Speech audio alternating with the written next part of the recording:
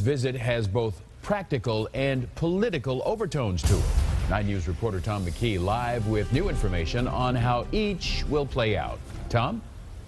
Well, Clyde, practically speaking, the Brent-Spence bridge is functionally obsolete and now carries twice the amount of traffic it was designed to handle. Politically, of course, we're right in the middle of the territory between House Speaker John Boehner and Senate Minority Leader Mitch McConnell, both Republicans.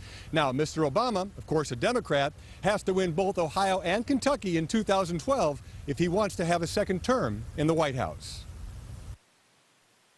Covington's Cork and Steel Products is a stone's throw away from the Brent-Spence Bridge. None of the three possible designs will take any of the company's land.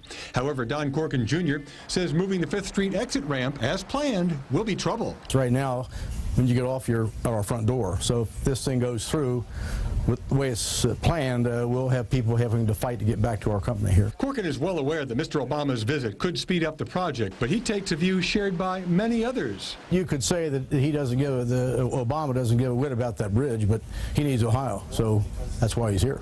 Ask House Speaker John Boehner if he agrees with that, and the Westchester Republican says, and this happens to be right on the border between Mitch McConnell's area and mine. You think these things happen by accident? Come on. If replacing the aging span is so important, some people wonder why money hasn't already been found for the work. We spent $800 billion in a stimulus bill. $800 billion. You know, we could have taken some of that money and used it to actually do something like fixing the bridge. Cincinnati Mayor Mark Mallory firmly backs the president's jobs bill and the Queen City Stop to help the local long-term unemployed. The bottom line is he's got to use whatever political power and political persuasion he has, just as I am, to get Congress to act in order to put people to work. So if you want to call the effort to put people back in employment political, it's absolutely political. The current bridge took 5 years to build and opened in 1963. Replacing it has become a 15-year project costing over $2 billion. If he can come in and give us a chunk of money, that'd be great. Help us to get that bridge going faster and help us pay for it.